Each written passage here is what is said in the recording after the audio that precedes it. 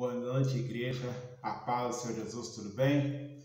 Nós vamos estar nesse momento aqui, nessa oportunidade, estudando, acerca do livro de Atos, capítulo 17, onde nós temos caminhado e aprendido, grandes coisas, grandes ensinamentos acerca da obra missionária dos primeiros apóstolos, discípulos que iniciaram o Evangelho do Senhor Jesus. Amém?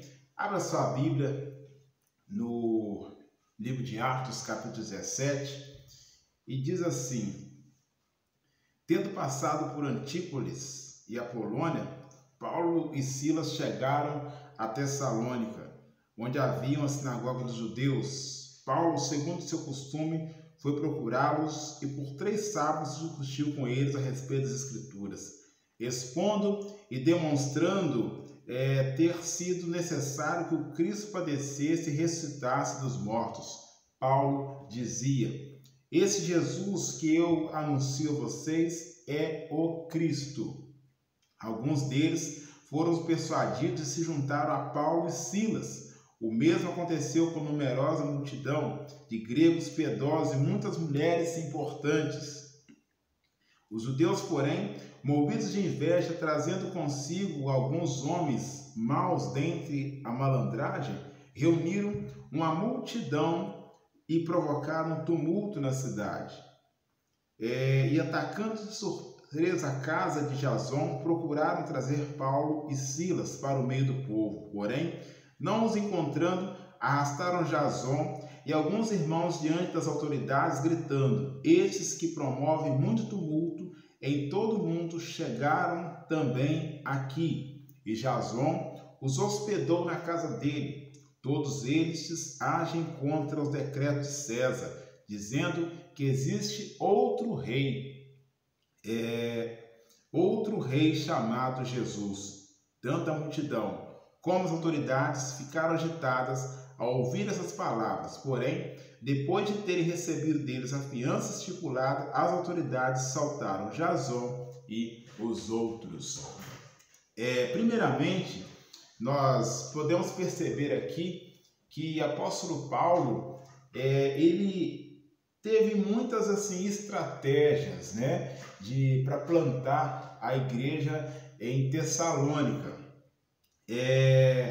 E ele, como um grande estrategista, ele também, além de estrategista, ele era muito convicto na obra que ele fazia e encontrou também Silas, o seu companheiro de ministério, que chegou a sofrer com ele o martírio, não o martírio, mas a prisão, que nós vimos lá em Atos capítulo 16, em que eles foram açoitados e depois presos e cantaram, louvaram ao Senhor ali à meia-noite. E nesse momento aqui, nós podemos observar algumas coisas que eu destaquei aqui, dentre as muitas que há nessa passagem aqui do Atos 17. Primeira coisa, depois de plantar uma igreja em Filipos, colônia romana, regando o solo com o próprio sangue, o sangue do sofrimento, das marcas de Cristo que o apóstolo Paulo dizia que tinha, Paulo e seus companheiros continuavam sua jornada para Tessalônica e Bereia. Alguns pontos devem ser aqui destacados. O primeiro é que a vontade de Deus, ela deve prevalecer sobre a vontade humana. Por quê? Apóstolo Paulo, ele teve ali a pretensão de ir penetrar o continente asiático, o continente asiático na sua segunda viagem missionária. Porém, o Senhor o direcionou para a Europa, aonde o Senhor pôde ali usar ele de forma mais poderosa, onde quando o evangelho chega no ocidente, ele encontra então pessoas, os gentios, as pessoas mais sedentas pela palavra do Senhor, os gentios, no caso, nós éramos e somos os gentios, no caso também. Uma das coisas que a gente pode ver, Jó, capítulo 42, 2, diz assim: bem sei que tudo podes e nenhum dos seus planos pode ser frustrado. Então, apóstolo Paulo, ele teve ali, primeira coisa que nós podemos perceber, a vontade de Deus prevalecendo na obra do Senhor. A segunda coisa é que a perseguição humana não pode destruir a obra de Deus. Porque enquanto Paulo passa pela Europa, por Tessalônica, os judeus se levantaram, Os judeus, eles se levantaram ali para trazer tumulto, em oposição ao Cristo, ao Senhor Jesus, que o apóstolo Paulo estava anunciando. Mas a perseguição humana, ela nunca pode destruir a obra de Deus. Porque mesmo com a perseguição, apóstolo Paulo e seus companheiros de ministério, como Silas aqui no caso, eles tiveram grande êxito nas suas missões, na sua missão de anunciar o Senhor Jesus. A terceira coisa, quando Deus se manifesta, a igreja se fortalece rapidamente. O apóstolo Paulo, a palavra de Deus fala aqui que ele pregou, como nós vimos no versículo 3 aqui, por 3 sábados seguintes, discutindo com os judeus ali na sinagoga, por 3 sábados seguintes, a palavra do Senhor Jesus. E nesses 3 sábados seguintes, pregando na sinagoga de Tessalônica, foi um período suficiente para produzir uma verdadeira revolução na cidade. Produziu uma revolução na cidade. O evangelho ali não só chegou em palavras, mas ele chegou também em demonstração de fé, demonstração do poder de Deus, até ponto de chegar lá em 1 Tessalonicenses, capítulo 1, versículo 5. 1 Tessalonicenses, capítulo 1, versículo 5. Eu vou ler aqui, 1 Tessalonicenses 1, 5. Quando diz assim, 1 Tessalonicenses 1, 5. Olha só o que aconteceu lá na Tessalônica. Porque o nosso evangelho não chegou a vocês somente em palavra, mas também em poder do Espírito Santo e em plena convicção. E vocês sabem muito bem qual foi o nosso modo de agir entre vocês para o próprio bem de vocês. Então, a obra de Deus, no terceiro ponto, ela se manifesta ali na igreja de Tessalônica, na cidade de Tessalônica, aliás, em poder do Espírito Santo. Os gentios, eles abandonaram seus ídolos. No versículo 9, aqui de 1 Tessalonicenses também, está dizendo aqui, porque no que se refere a nós, as pessoas desses lugares falam sobre como foi a nossa chegada no meio de vocês e como, deixando os ídolos, vocês se converteram a Deus para servir ao Deus vivo e verdadeiro.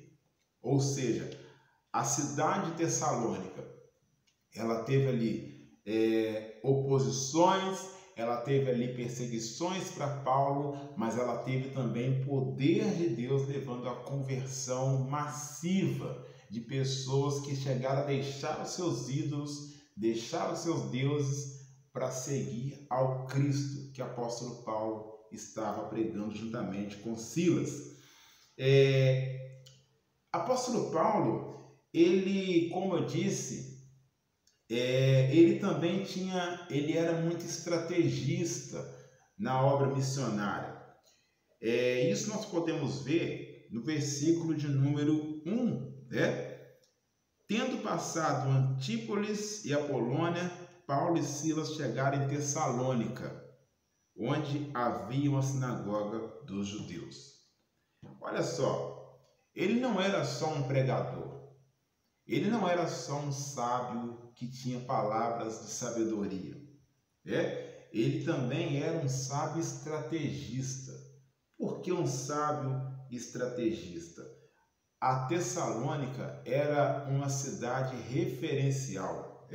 A Tessalônica, ela era uma cidade que dava saída para muitas outras cidades menores, aonde poderia ali, de certa forma, expandir, né? Como se ali fosse mesmo, e era de verdade, o centro, né, missionário do apóstolo Paulo. Era uma cidade mais estratégica, vamos dizer assim.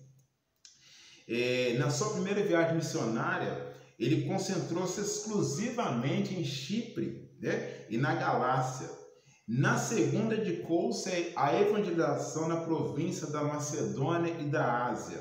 Na terceira, concentrou-se em Éfeso, na província da Ásia Menor. É importante ressaltar que em todas as suas viagens, Paulo incluiu as capitais em seu trajeto. Como eu disse, as capitais, elas estavam na sua rota principal para atender as cidades menores, né, de forma estratégica. Tessalônica, ela era a capital da Macedônia e durante algum tempo ela até mesmo chegou a disputar, vamos dizer assim, o título, né, de a principal cidade do mundo naquela época, né?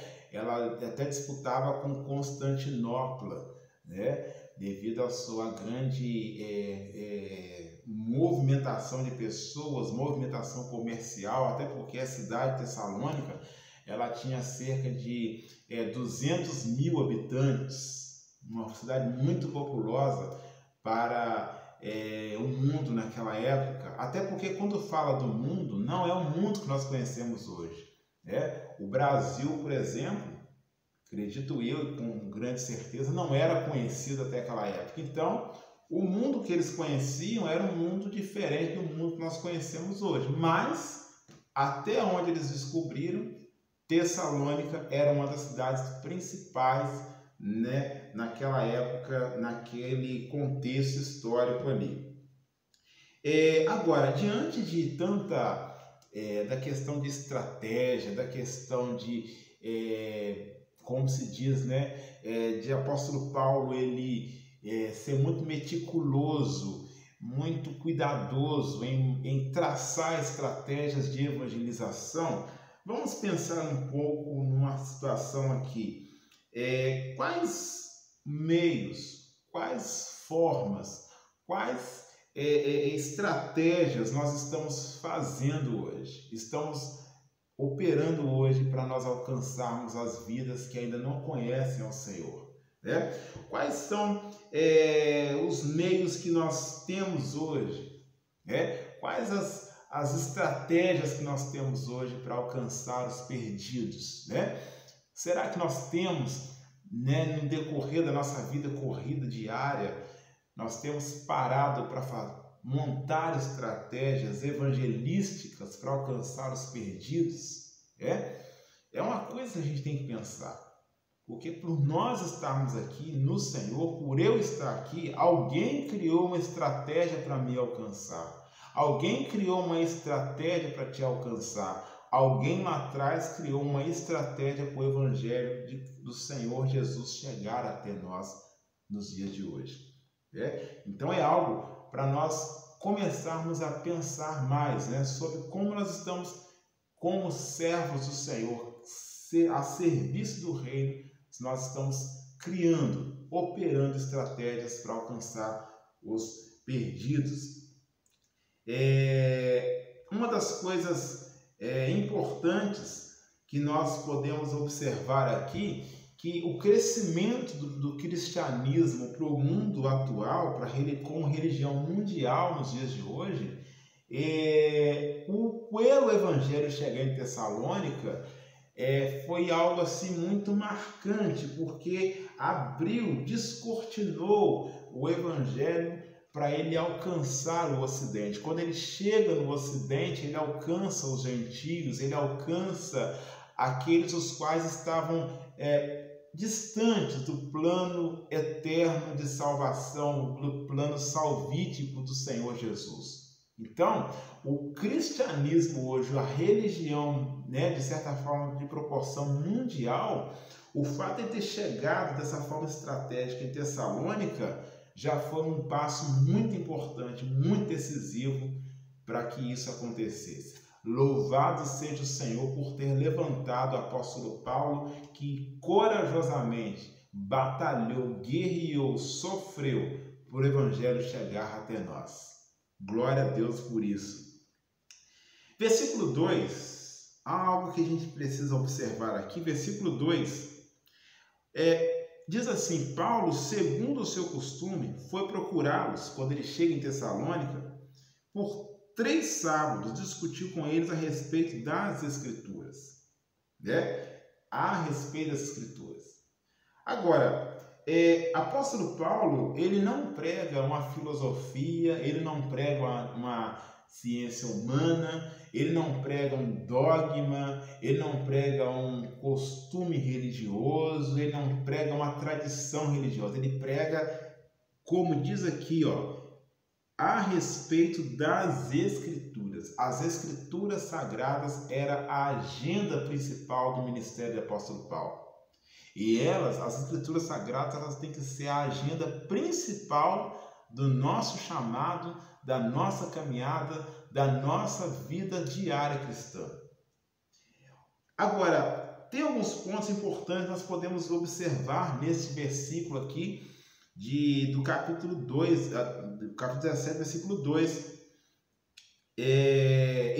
Apóstolo Paulo, além de tudo, antes de eu passar aqui os termos, ele não usa nada místico, que para expor as Escrituras, ele vai muito ao ponto para despertar o entendimento dos judeus daquela época, não com coisas místicas, mas com a Escritura, ou seja, com aquilo que eles já tinham. Os judeus, eles já tinham contato com a Escritura, os judeus já sabiam, os princípios das Escrituras. Agora, o que o apóstolo Paulo estava fazendo? Ele estava linkando, ele estava ligando, ele estava, vamos dizer assim, ele estava unindo o que eles sabiam com a verdade do Evangelho de Cristo. Ele não usou nada humano, nada místico, ele simplesmente usou a verdade do reino do Senhor Jesus. Agora, alguns verbos ocorrem aqui nesse versículo 2, que nós lemos aqui, verbos que descrevem de fato o poder e a forma de pregar e anunciar e discutir o Evangelho e a palavra com os judeus. O primeiro verbo que nós vemos aqui, no versículo capítulo 2, é o verbo arrazoou, ou seja, ele discutiu, Ele discutiu, ele dialogou com esses judeus ali na sinagoga. O que é esse diálogo?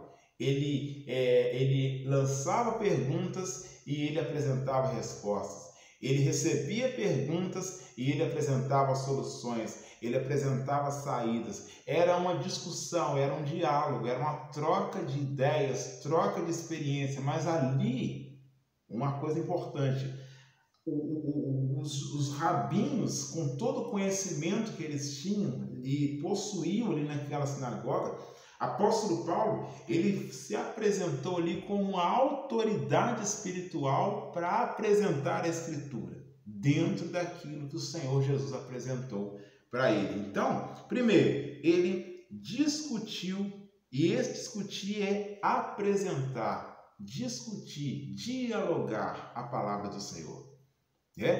Apóstolo Paulo fala para Timóteo para não entrar em discussões inúteis que não levam a nada, não é verdade? Às vezes nós perdemos muito tempo discutindo coisas que não vai levar a gente a lugar nenhum, coisas que confundem, coisas que nem são bíblicas, são pegadinhas, são invenções humanas. E a gente às vezes quer perder tempo com esse tipo de discussão, mas o apóstolo Paulo deixa bem claro, não entre nas discussões. Aqui, o apóstolo Paulo, ele discutiu as Escrituras com os judeus, mas sem sair do contexto da palavra do Senhor. No segundo ponto aqui, outro verbo que muito expressa aqui o nível de pregação do apóstolo Paulo, ele expôs a palavra do Senhor. Ou seja, ele explicou a palavra do Senhor. Ele explicou o que estava ali para apresentá-los ao Senhor. Lembra do eunuco, lá em Atos capítulo 8, né? Quando aquele eunuco estava andando num carro, né, e lendo a palavra do Senhor, que estava no profeta Isaías, naquele momento ali, ele estava lendo, mas ele não tinha conhecimento, ele não tinha, não sabia do que se passava ali. E a Bíblia fala que Filipe foi levado pelo Espírito de Deus a chegar perto dele, chegar até ele. E aí Filipe pergunta: você entende o que você lê? E o eunuco responde: como vou entender se não há quem me explique? Ou seja, como eu vou entender se não há quem me exponha o que está aqui, quem me apresenta o que está aqui? E Paulo, ele expôs, ele foi um expositor da palavra do Senhor. Então esse verbo, ele vem trazer muito nível de anúncio, de pregação do apóstolo Paulo. O terceiro verbo que nós vemos aqui no versículo de número 3 é demonstrando, Ele demonstrou que Jesus é de fato o Messias. Olha só, demonstrando ter sido necessário que o Cristo padecesse e ressuscitasse os mortos. Esse Jesus que eu anuncio a vocês é o Cristo. Então, quer dizer, Paulo, ele pega ali aquela passagem, aquela palavra, aquela escritura, e ele demonstra dentro do que eles conheciam, dentro do que eles esperavam, dentro do que os judeus já tinham por aprendizado. Agora o apóstolo Paulo ligava, ele unia o conhecimento judeu, mas apresentando quem é Jesus. Eles esperavam um Cristo, eles esperavam o Messias. O apóstolo Paulo fala: olha, esse Cristo, esse Jesus é o Cristo. Esse Jesus que eu anuncio a vocês, esse é o Cristo. Por quê? Porque este Jesus, porque havia outros homens com o nome de Jesus, mas o único que é Cristo é o que nasceu em Nazaré. Amém? Então, ele demonstrou na palavra do Senhor. Meus irmãos, tudo que a gente faz, que a gente vê, que a gente percebe, nós temos que ter o conhecimento e vamos dizer assim, nós precisamos de ter mais o costume de demonstrar na palavra o que a gente faz ou o que a gente pensa, Os nossos pensamentos, eles precisam estar mais demonstrados dentro da palavra do Senhor, porque a palavra do Senhor é a carta magna, da vida, do servo de Deus, a carta magna, a carta que vem para trazer, vamos dizer assim, a constituição do reino é a palavra do Senhor. E Paulo, ele demonstrou que Jesus, de fato, ele era o Messias. E ele apresentou as evidências para isso e apresentou que ali estava se cumprindo as promessas. E outro verbo aqui é o verbo anunciar, Eu anuncio a vocês que ele é o Cristo. Depois que ele discutiu, depois que ele expôs, depois que ele demonstrou, ele foi e anunciou. O que é anunciar? Anunciar é trazer uma novidade, é trazer uma certeza, é trazer agora uma porta agora de entrada. Ele apresentou ao Senhor Jesus, apresentou para ele. Lembra lá do eunuco? Quando ele estava lá com dúvida daquilo que ele estava lendo lá em Atos capítulo 8, quando conta a história do eunuco, ele estava ali, então o que? Ele estava, o Filipe anunciou Jesus para ele e ele foi batizado ali naquele anúncio que ele recebeu da pessoa de Jesus. Então Paulo, ele anunciou Jesus para os judeus. Outra coisa aqui importantíssima que nós podemos ver aqui, Paulo, ele não mudou a mensagem. Ele não mudou a mensagem. Porque a mensagem de Paulo era cristocêntrica. Cristo sempre foi o centro da mensagem do apóstolo Paulo. Ele não apresentava outra história, ele não apresentava outro dogma, era sempre Jesus. Meus irmãos, o centro da palavra do Senhor é Jesus. Jesus, ele está em toda a Bíblia Sagrada, em toda a palavra de Deus está Jesus. A palavra de Deus é em todo momento, todos os trechos, todas as passagens do Senhor, nós podemos encontrar a pessoa de Jesus. Jesus é o centro da mensagem. Aliás, eu posso pregar a Bíblia e não pregar o Evangelho, Há pessoas que pegam a Bíblia e tiram tantas coisas dela, tiram até, hoje em dia existe aí o coach, que é o treinamento que tira o potencial, ele expõe o potencial da pessoa, e tem muito coach que tira versículos bíblicos para melhorar suas palestras, mas não está anunciando o Evangelho. Eu posso pregar a Bíblia do Gênesis ao Apocalipse sem pregar o Evangelho. Se Cristo não estiver na minha mensagem, não tem Evangelho, porque Jesus é o centro do Evangelho. O Evangelho sem Cristo ele não existe. Não tem como não tem como nós tirarmos, separarmos Jesus do Evangelho, Jesus da cruz, porque a cruz também era um artifício de escândalo para os judeus. O apóstolo Paulo fala, porque para muitos a cruz é escândalo, mas para aquele que crê é poder de Deus entre os homens. Por quê? Para os judeus era escandaloso. Como pode o Messias morrer, sofrer, e morrendo e sofrendo? Não faz sentido uma pessoa ter que sofrer e morrer para salvar a humanidade.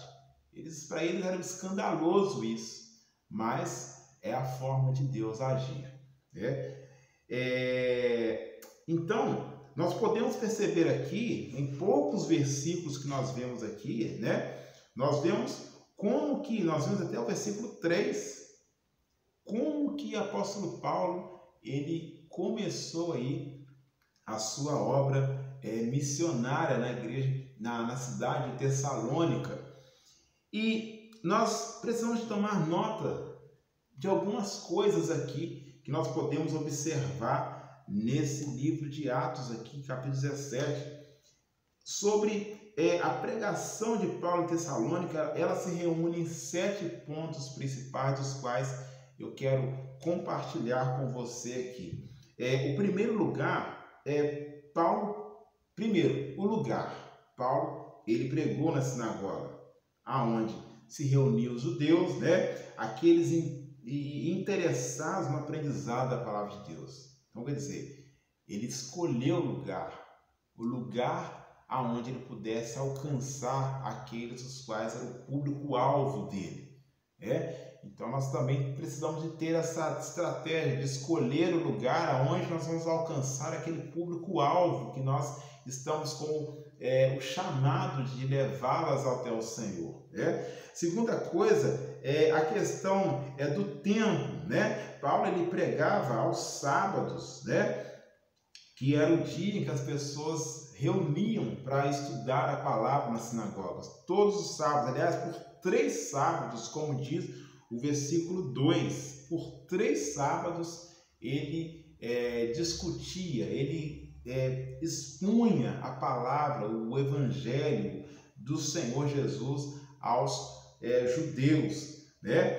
Outra coisa, o livro-texto era a Escritura. Paulo, ele não usou nenhum outro livro a não ser a Escritura.